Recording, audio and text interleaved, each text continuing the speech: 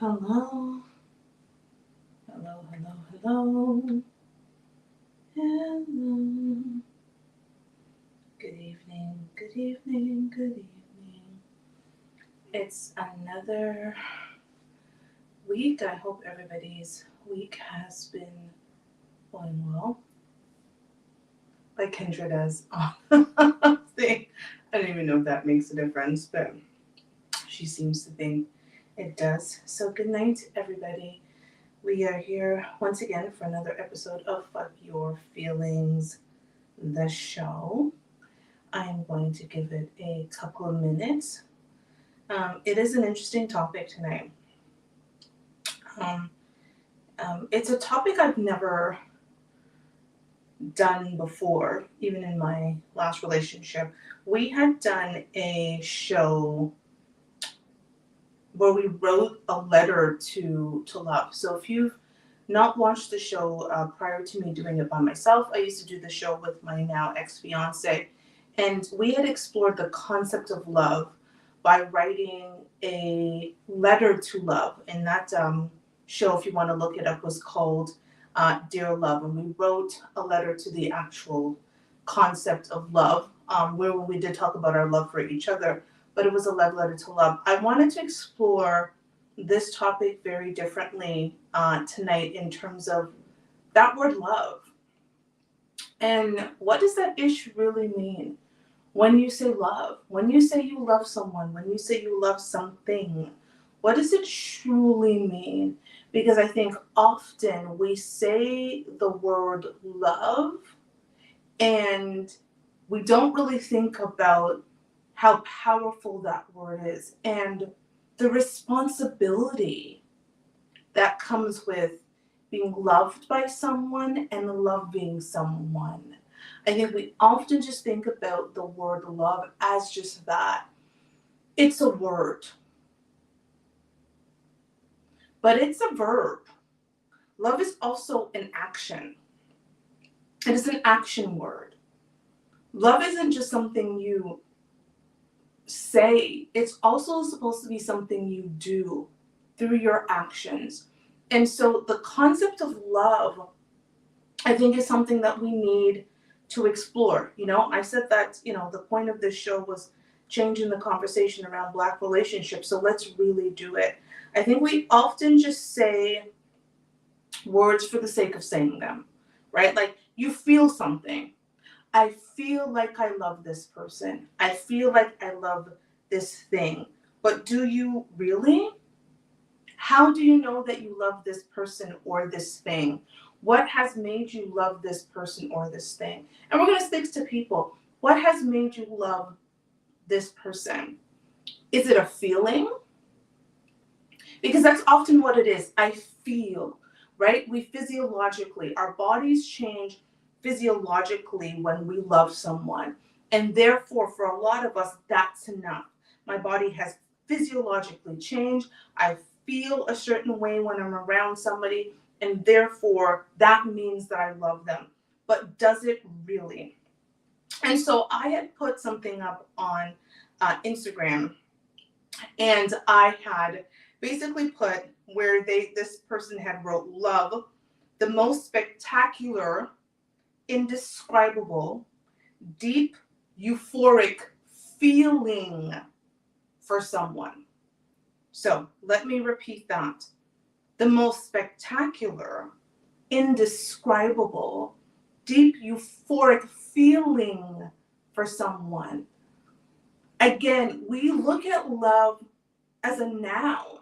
We look at love as just a feeling. But to me, love is a verb.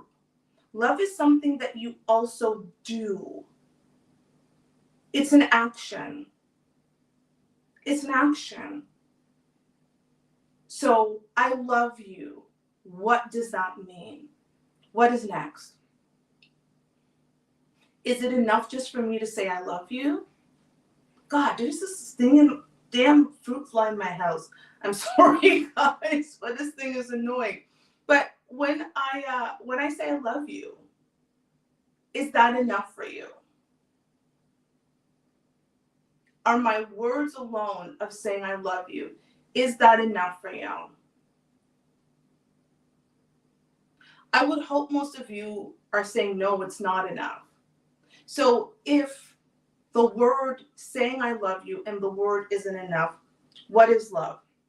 So I wanted to talk about the 4 types of love that they say there is.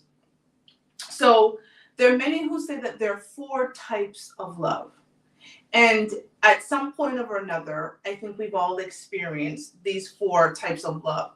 And according to the article I was reading, some of these love are healthy and some of these types of love are unhealthy. So we're going to start with the love that most of us know, right? So this is the love that when people talk about they're getting a divorce or they broke up or it was irreconcilable differences in divorce, I just don't love them. I don't feel that love, that spark anymore. This is the type of love that they're describing. And it's called eros love. It's erotic or passionate love. And this is described as blah, blah, blah, blah. Sorry, eros is erotic or sexual or passionate love. It's often all about need, and it's more about the person who's feeling sexually attractive than it is about the person who is the focus of that love or thing that is the focus of that love. It is addicting. It can cause great joy and great sorrow. It isn't always good for you. More hearts are broken on Valentine's Day due to the unfulfillment of erotic love. There are a lot of babies born in this world because of eros love. There are a lot of single parent homes because of eros love. It was a feeling. It was passionate. I couldn't get enough of it. Feeling again. The person who loved you or who you love, it wasn't a verb. There was no action behind it. It was something that felt good. A lot of things feel good that are not good for us. Why did you have a relationship with that person? I love them. Why are you not with that person anymore? I fell out of love with them. Why did you have a baby with that person? Because I love them. Why are you not with that person anymore? I fell out of love with them. It's this idea of falling into and then falling out of. But is that really love or is it lust? What is the basis of the foundation of that love? Like, for real, what does that shit really mean? You have feelings. You know, your eyes get dilated. All of those things happen. And I think those things are beautiful. I think that is beautiful when you are with someone whose aura, whose presence, whose being just makes you feel a certain type of way. What I'm trying to say, though, that feeling isn't enough to plan a life together. That feeling is not enough to have a family together. That feeling simply is not enough. That is one thing my ex and I used to talk about, was love was not enough. If all we had for each other was love, we definitely would have not been together. Because there was too many other crap that we had to deal with that love wasn't going to fix. And eventually it didn't. Love is not enough. This type of love is not enough. It has to be based on something. And I really want you to think about when you say you're in love with someone, what are the qualities? What are the characteristics? What are the actions? Again, the verb. What are the actions of love that they show you? Do you love someone because they are kind? Because they are caring? Because you have no doubt that in a moment of need, this man or woman is going to be the hero or the heroine of your story. This is the person who listens to your innermost thoughts and acts on them. They're the person who, when you encounter a fear, they are there for you. They are the person that when you think about the best people in your life, they come to mind. They are the man or the woman that you look at and say, if there were more people like this in the world would be a greater place. And if my daughter or son were to turn out exactly like this person, oh my God. And that is the basis of the love. Not because that person makes your penis hard and your vagina twitch. That's not love. That is lust, and it's beautiful, but it's not love. So the second type of love that they say it is a love called philia. It's the love of friends and equal. It can be the love between lovers when they've been together for a long time and are not so hot and bothered anymore. It's also called brotherly love, clearly from Philadelphia. Of course, it could be sisterly love, and it is the accepting of good friendship. That is the love that is good for your health. The touch of a loved one. The philia touch lowers blood pressure. People in loving relationships feel your love, People in loving relationships feel your love, have few doctor's visits, shorter hospital visits, have less pain, and have more positive emotions. All of these positive consequences of filial love, loving friendships, make us more resilient when hard times come. I wonder if some of these people actually do like spelling check or grammar check when they put these sentences together. Anywho, so filial love is that enduring love. It's that love of people who've been through everything that should have broken them and they didn't break. And they got stronger. And even the passion, the woo-wah, I don't necessarily want to tear your clothes off every single night, but I admire you, I love you, I respect you, I will stay loyal to you. That is the type of love I want. It's that enduring love. I remember my exes talk about some of the things that led us to being in a relationship. And one of the things that he said, which I thought was interesting and never thought about, was when we were getting to know each other, I would clearly tell him about my life, including my friendships. And I was telling him about some of the most important women and men in my life. And I had been friends with my best friends for 20 plus, 30 plus years. One of the first friends he ever met was my best friend from Jamaica, who I'd been friends with since I was 4 or 5 years old. At the time we met, I was 40. So you're looking at 35, 36 years of friendship. I actually turned 41. We took a trip and I turned 41. So you're looking about 36 years of friendship. My friend group here in Toronto, we have been friends for a quarter of a century.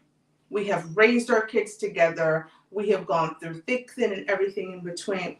And he said that hearing me talk about these friendships made him feel more comfortable about being in a relationship with me, because he said women in long-term relationships, they understand what it takes to maintain a long-term romantic relationship, because a friendship that you have to fight and everything that you go through, because listen, trust me, it is not easy maintaining 30 plus years, 25 plus year friendships with women. I think we all understand that we go through so many things. But I did. I have these long-term friendships, and he thought a woman with this type of long-term friendship is a woman that I can be in a relationship. Never thought about it. And ladies, that is something to consider. The love we have for our friends and the reason we stick it out in our friendships. Think about your best friend in the world. That could be actually your sister, because my eldest sister is also one of my best friends, but people that maybe you're not related to. Like, I love my best friends, and we've gone through thick and everything in between. We've stopped talking for a couple of months, and we get back together. We have like mediations, like we do whatever to maintain that relationship, because it's based on a foundation of respect and loyalty and trust. I know that no matter what, my girls are going to ride for me. I share my location with my friends because I need them to know where the heck I am should something happen, because I know they're going to fly into action. That's true love. But we get into relationships and feel ooey-eyey about a man without thinking about any of the things and any of the reasons that we are in a relationship with the man that we are in a relationship with. Why do we do that? And I'm sorry, I'm trying to read the messages from this far. For some reason, I took my phone way on the other side of the room, and so I cannot see the messages, but I'm sorry, I'm going to come in closer. Okay, me too, the love that I crave. Okay, thank you, girl. I'm trying to like read everything, but you know, and I think that's that type of love that is meaningful. That love is meaningful. That is the love that you should crave. It's not the ooh ah love. It's the love that's going to endure. I have been watching recently, and I've been disgusted by this. There are more and more videos going around of women who refuse to say certain wedding vows. They do not want to say the word obey, and they do not want to say poorer. They do not want to say for richer or poorer, and they do not want to say to love, honor, and obey. Here is the issue I'm having. First of all, it's not funny when women don't say. It's not cute. It's not funny. This man has basically chosen you to be his and is saying, I will put down my life for you. I will live for you. I'm doing all this stuff for you. And you get up in front of hundreds of people and you refuse to say something like love, honor, and obey. Here's the thing, ladies. We're not the only ones saying the vows. The men in return say those vows. The man in return says he will love, honor, obey. The man in return says richer or poorer. I've yet to see a video where a man is saying, oh no, I can't say for richer or poorer. I cannot say to love, honor, and obey my wife. That's archaic. That's slavery. But we've got women over here whose men have spent tens of thousands potentially on rings, tens of thousands on the wedding, is going to provide for you, but you can't say that you will love, honor, and obey this man. You really start need to think, is that the man you need to be with? Because trust me, having been married, I had no issue saying love, honor, or obey. Looking to get married, I will have no issues with saying love, honor, obey, and for richer or poorer, because that's true. True love, that's enduring love. That is a love that you know that man's gonna wipe your ass, okay, when you're 70 something. And some of you with all of these BBLs, God help, because no CNA is gonna want to wipe your ass. So you better find a man who wants to love, honor, and obey, and you do the same to wipe some of your asses, because it's gonna be ridiculous. I'm just saying, just nonsense, some of this BBL nonsense. But I digress. But you really have to think about it. I want that same enduring love with a man that I have with my best friends. The one where you can fight, you can go through everything, and you come out of the other side of it better. My friendships are not weaker over the last 25, 30 plus years. They are stronger. When we get into situations that I don't like, when they say things to me that I might not want to hear, I don't decide that I'm going to cut them off because this is it. I just can't deal with this friendship anymore and F them.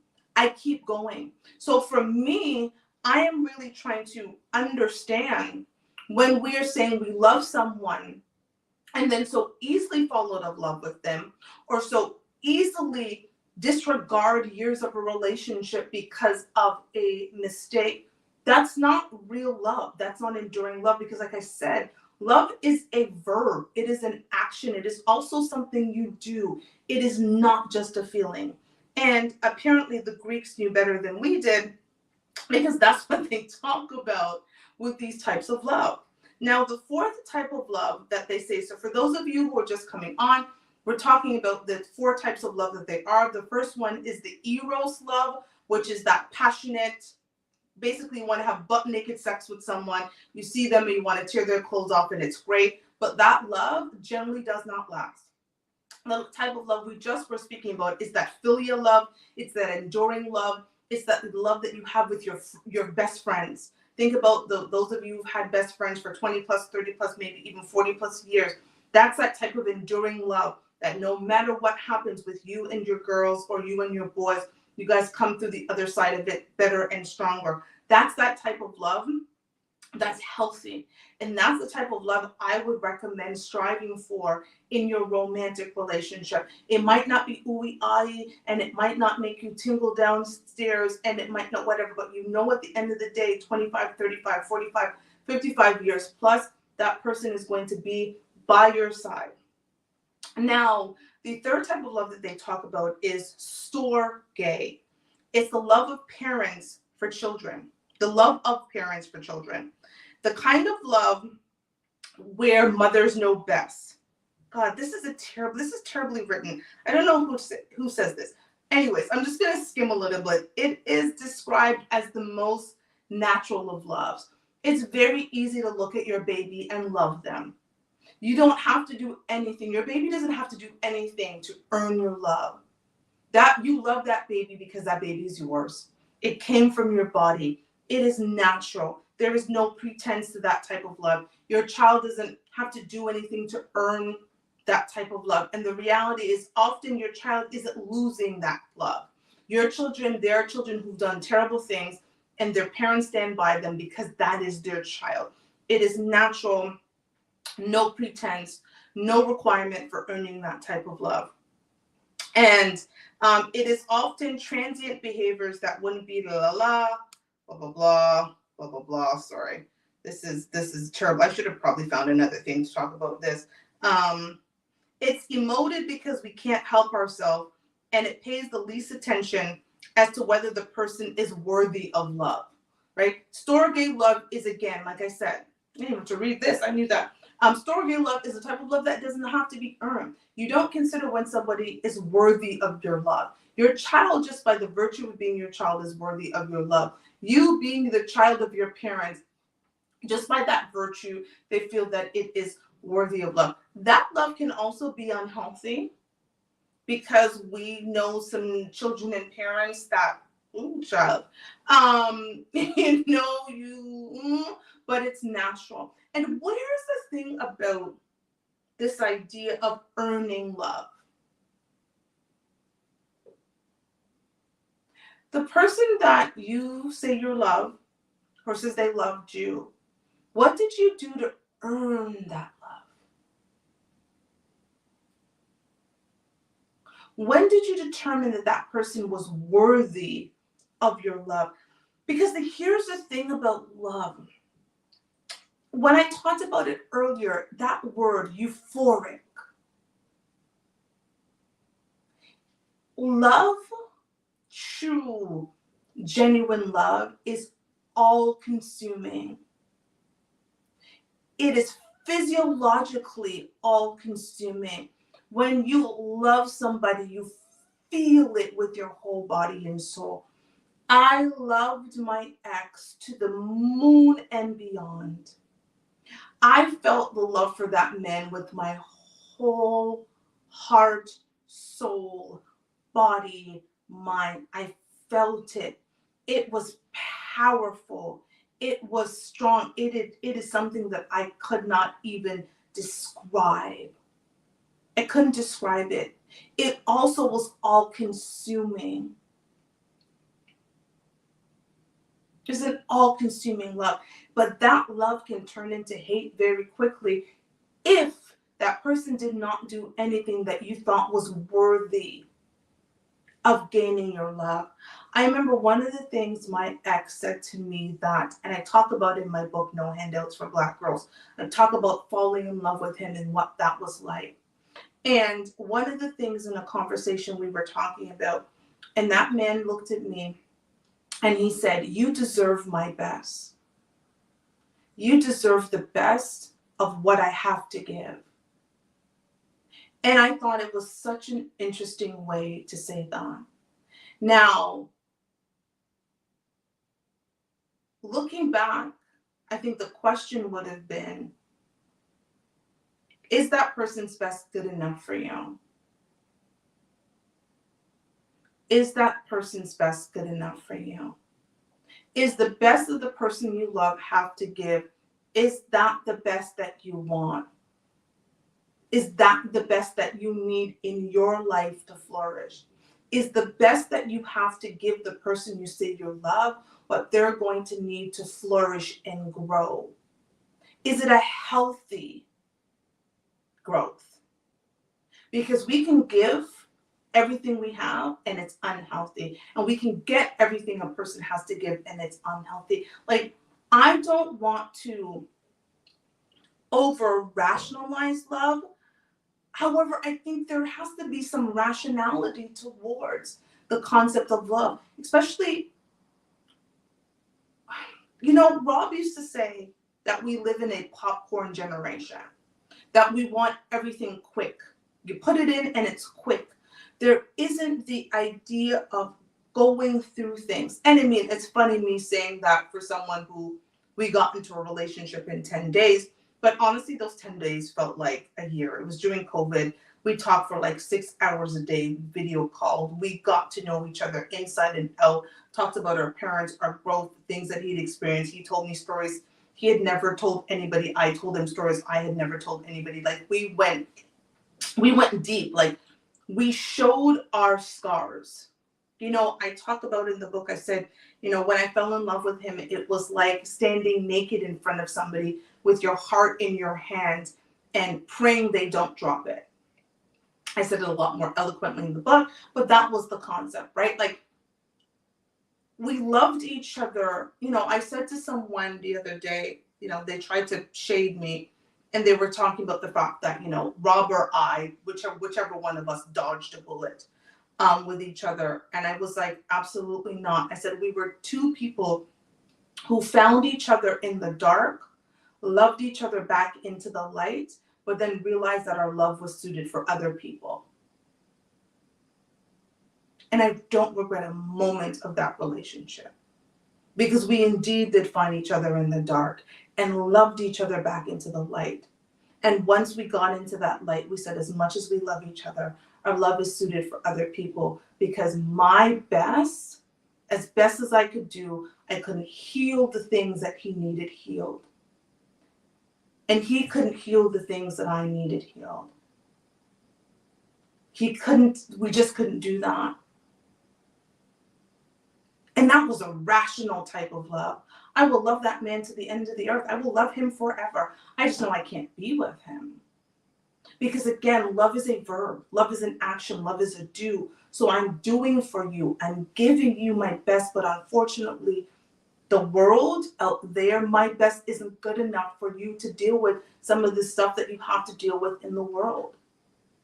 We have to take this thing when we call love seriously, because I'm honest.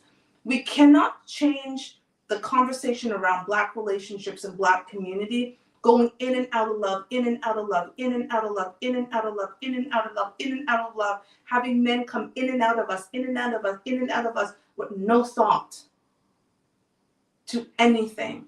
There has to be thought in this. The divorce rate in our community is too high when the marriage rate is so low. Our divorce rate is extremely high with a low marriage rate. People coming talking about, I just fell out of love, or I'm not happy anymore, or whatever. First of all, your happiness is not dependent on someone else. You should go into a relationship happy, because your happiness is contingent on you. I don't need another person to make me happy. My happiness is contingent on me and me alone. It is way too much responsibility to put on someone else to make you happy. Do you want to be responsible for someone's happiness each and every day?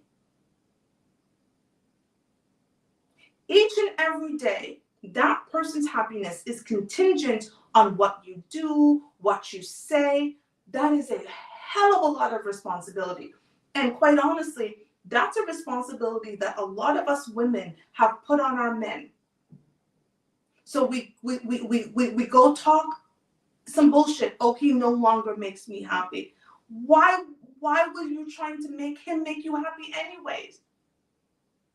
Now, if he's no longer caring for you, if he's no longer loyal to you, if he's no longer respectful to you, if he is no longer caring of your feelings, if he is unkind to you, I can understand that. But this idea of, oh, he no longer makes me happy, you put a hell of a lot of responsibility on someone else. And of course they're going to fail. Because listen, my mood changes every damn day. Listen, my mood can change through moments of the day. I'm high, I'm low, I go through things, something happens at work, you get a wrong email, you get a phone call, you check your bank account. Okay, your happiness can be a roller coaster. So you want someone on that roller coaster, just no, no, no. And if you truly love somebody, you would never put them through that. You would never make your state of being their responsibility. That is completely unfair. It is not someone else's responsibility. I really want you guys to take that in. Now, the last type of love that they talk about is agape. It's the love of mankind. It's kind of that whole Christian love. If you are a religious person, it is the love of man. It is the love of man for God. It's the love that's given whether or not it's returned. It's with the love without any self-benefit. Oh, that part. Do you say you love someone because what they do benefits you? And if what they do no longer benefits you, you take your love away. Is that love? That's why women are standing there in front of God and their friends and family and a pastor, not able to tell a man for richer or poorer. Because their love is contingent on the benefit that that person gives them. And if you take that benefit away, I'm also taking my love away. Can you build a foundation on that?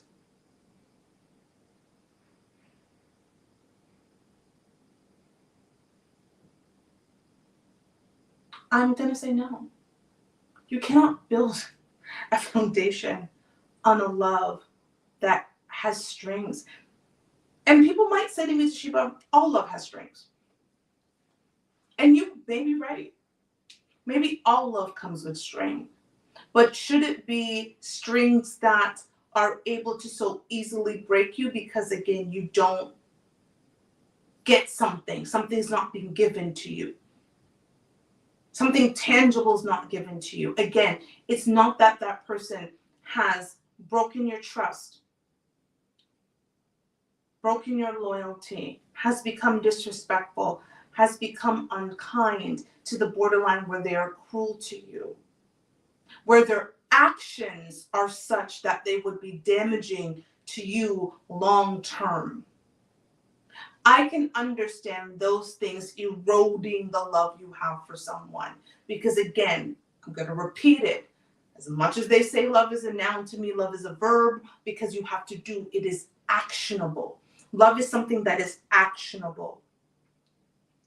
I will tell you that, God forbid, I remember saying to Rob, God forbid anything happened to him and he was ever in the hospital for a long period of time, they better be ready for me to pull up a bed, because I would be right there with him.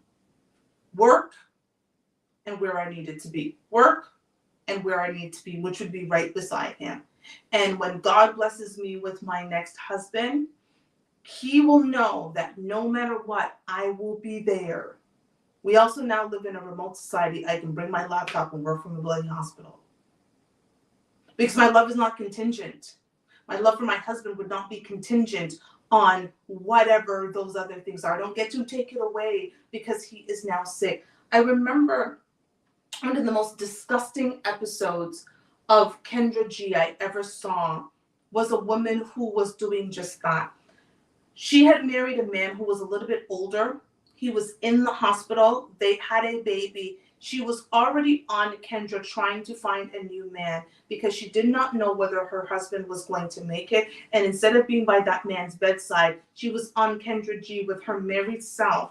Married, not separated, married with the new baby, saying that she needs to prepare herself in case her husband passes away. Are you kidding me?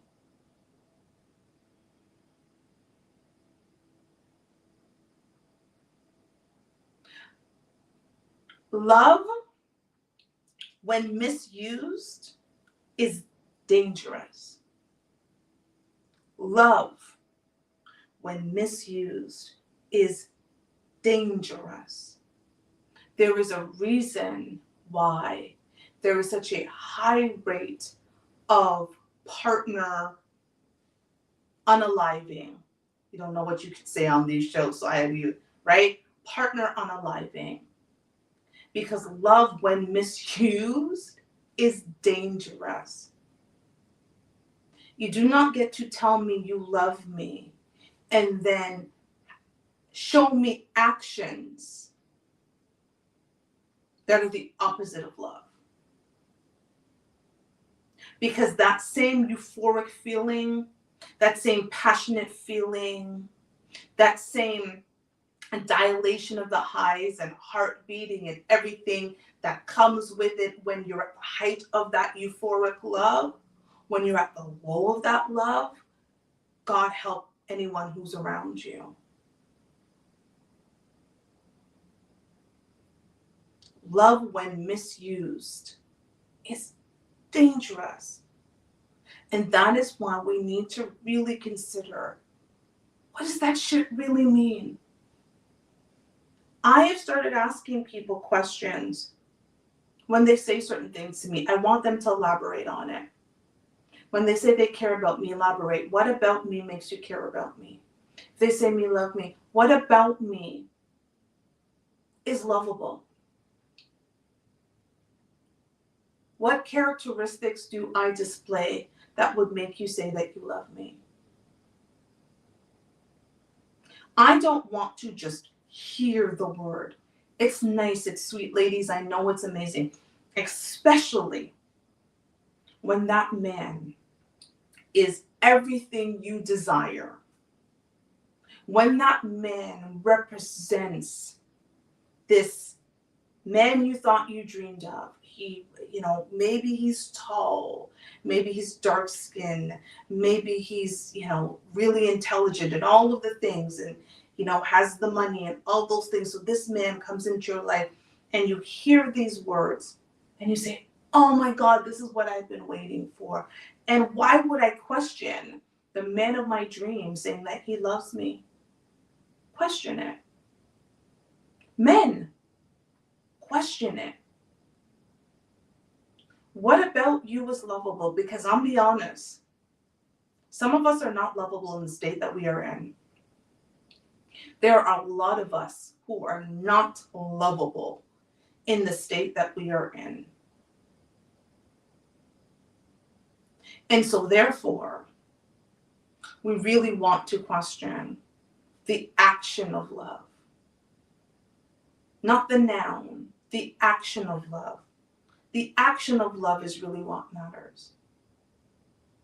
Because God, that word can turn a lot of us into idiots. We lose all sense of ourselves. We hear that word love and that's it. But again, I'm going to repeat. Love is a verb. Love is an action. It isn't just something that you say. Love is also something that you do. What does that person do for you? What do you do for that person? When in doubt, are you going to be there for that person? When in doubt, do you feel and have they shown that they are going to be there for you? Is this woman the heroine of your story? Is that man the hero of your story? I thought this was such an important conversation because our communities are becoming devoid of love. We have attachments. we have lust. I'm in fear for us because we don't have love. And honestly, you want to know why I'm seeing a lot more of that? If we had so much love, there would not be this many single parent homes in the Black community. Come for me if you want. Come for me if you want. If we truly had love within our community, there would be not this many single parent homes. There's a lot of lust happening in our community. Because love, not the feeling of love, not the euphoria of love. Love, the rational side of love, is rational. It's thoughtful. You think things through. It's logical. You make decisions. I love this person and therefore I will not, or I will. I love myself enough to know that I don't want to put myself in this situation, because if I do this, this is the impact on these people. This is a reality. This is what, like, I think about, again, I loved my ex enough to walk away from us because I knew that he needed more than me for the life that he was living. And his life included 4 children that honestly I had no desire to raise. Because I had 1 child, because I only have the emotional capacity for 1 child. I am a mother of 1, not by accident, on purpose. And as much as I loved that man, logically and rationally, I knew that my love wasn't enough for the life that he had. Take all of that away, we would still be together. I couldn't love it. I didn't love him enough to deal with that, because the love I had for myself was more important. My life, that doesn't work for me. And I'm honest. I do not bullshit you guys. I tell you guys straight up what this is. I don't sugarcoat anything. That is the reality. That was too much for me. Because I truly see love as the verb, the action. The actions that he required from me after a while is something that I knew I wasn't going to be able to fulfill. And so the action of love was such that I had to remove myself from the situation. Because the impact of my love was going to be good on him. I didn't know how great it was going to be on those children. I didn't want to raise them. I wanted to be with him. I didn't want the children. Call me selfish, call me whatever. I own it. And so a lot of us now are making decisions. I didn't make the babies with him. I didn't make babies with him. I chose not to make babies with a bunch of men, because I knew the impact that was going to have on me. I loved myself enough and any potential children to know that that's not going to be for me. When my daughter's father came to me and said, we should have another child after we had the one we had, I said, are you kidding me? I'm good. Like, get out of my face. Because I knew enough to know that I did not have the capacity to give more of myself to another person. I had it for 1. And honestly, I barely had it for 1. I am not a kid person. Love my daughter. She is a blessing. But God bless you women who have multiple children. It couldn't be me. Couldn't be me. But I knew that about myself. And so before we go and start loving someone else and giving someone else, how much do you know about yourself? Because again, love, it's an action. You have to give it. And you know the thing about love is when you give it, it's leaving you. Which means you're being depleted. And unless that person is also then giving it back to you and returning it to you, you are left depleted. And whose fault is this? Well, because you had a feeling. The feeling that I had with my ex was beautiful. This breakup has not been easy. but it was necessary. It was necessary because, again, we found each other in the dark, loved each other into the light, and then realized our love was suited for other people. That is a beautiful story that I will tell forever. It was beautiful. But I knew that I was not going to be able to give the love, the action, the verb that was required. We really need to think about it. Because the impact is not just on us. And I know it's like, either my people, Sheila, it's just love. It's not just love. Love has a bunch of young girls growing up without fathers. Love has a bunch of young men growing up without fathers. Love has a bunch of men not able to see their children. Love.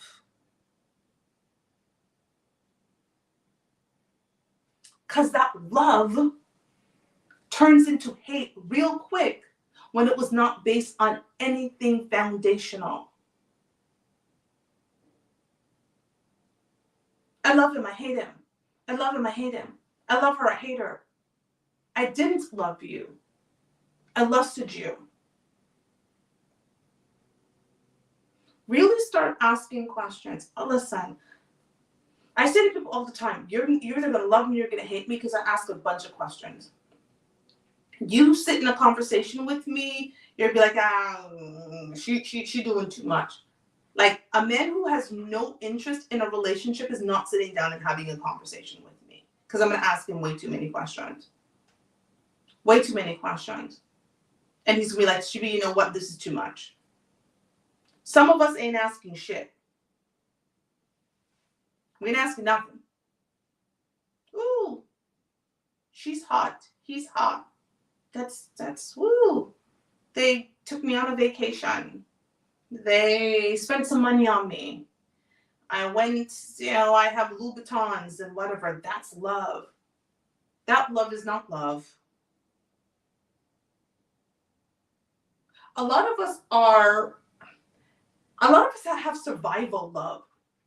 We love someone because loving them allows us to survive. Loving them allows us to survive. A lot of us ladies have survival love. And again, that man no longer gives you that thing. You aren't going to love him anymore. Let that money stop rolling in.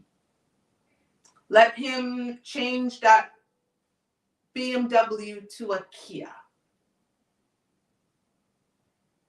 Let you no longer be able to floss on your friends and be the one who is going all the fancy dinners because you're mad. That love is going to go real quick. Let that man come home and told you he quit his job or he's selling his business or whatever the heck he's doing. And that love going to go real quick. And I'm not saying as Black women, we have to do struggle love. I don't do struggle love. I don't do struggle love. Don't do struggle love. However, it is only struggle love to me when it's not real love. I've seen what real love does.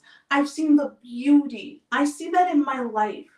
I see the married couples around me who, when they got together, they built together. And together they now have millions. Their net worth is in the millions between their properties and the jobs and the investments and so forth. I have two very distinct couples in my life that I see that in.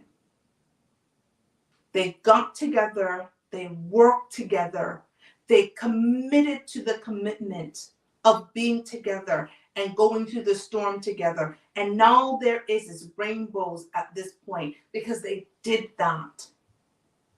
They did that.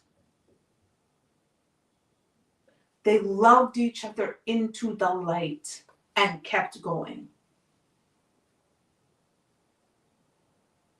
I would love for all of you to do the exercise that Rob and I did a year and a bit ago. Write a letter to love. And again, if you have not seen that show, you can find it on YouTube. Go on my, please also, if you're on YouTube, subscribe. If you're on Instagram, follow. But go on YouTube and type on the Fuck Your Feelings show, Dear Love. And you will see the letter that we had written to Love. I would encourage all of you, write a letter to Love. Because in doing so, you will start to understand the relationship that you have with love. Not with the person you love, but with the concept of love. What does love mean to you? Why do you want love? Why do you give love? What is love to you? And I think only when you can answer that question, truly answer that question, do I think that you're in a space to give and receive love.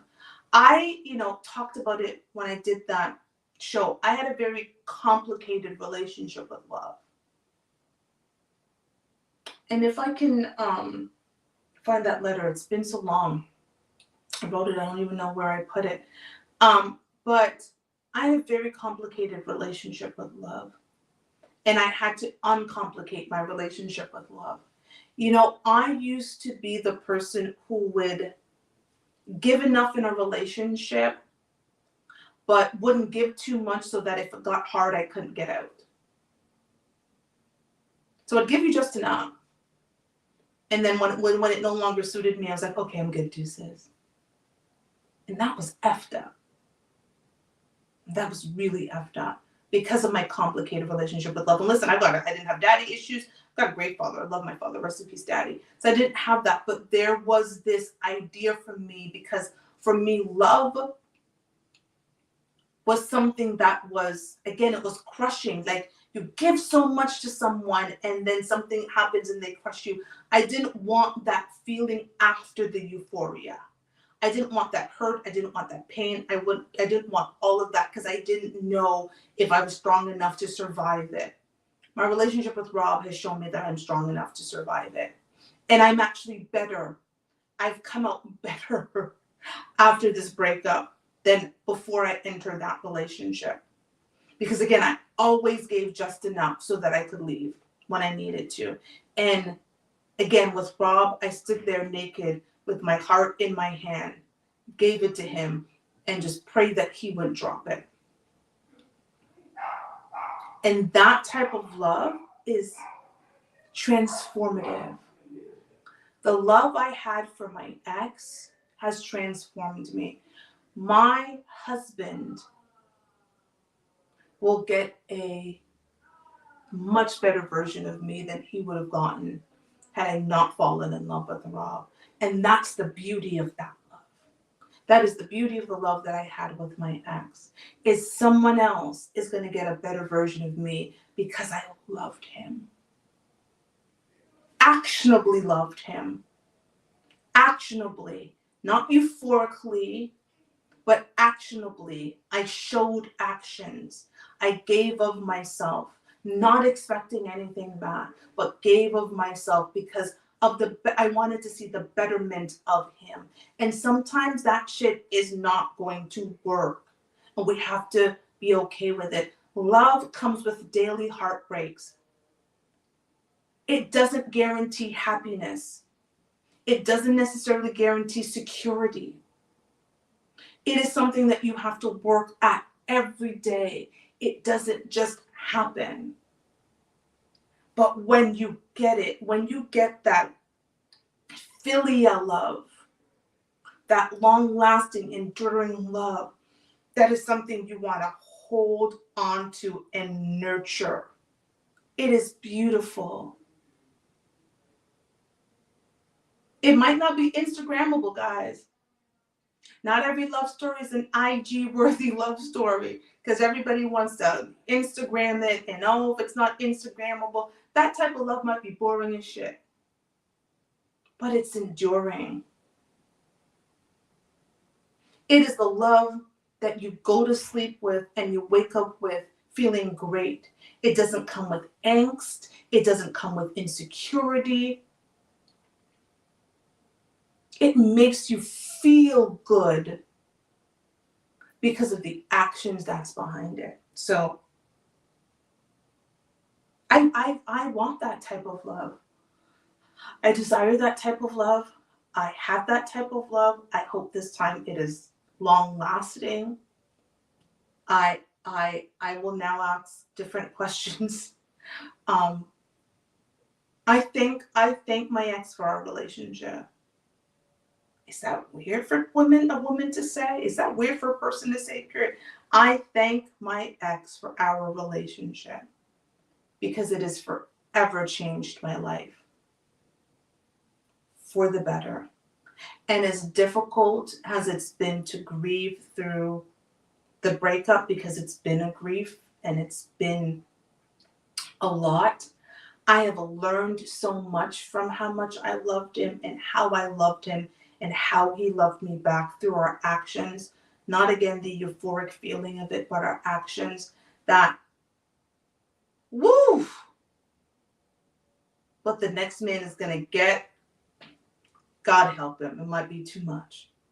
So I'm going to end this with write a letter to love to determine what your relationship with love is.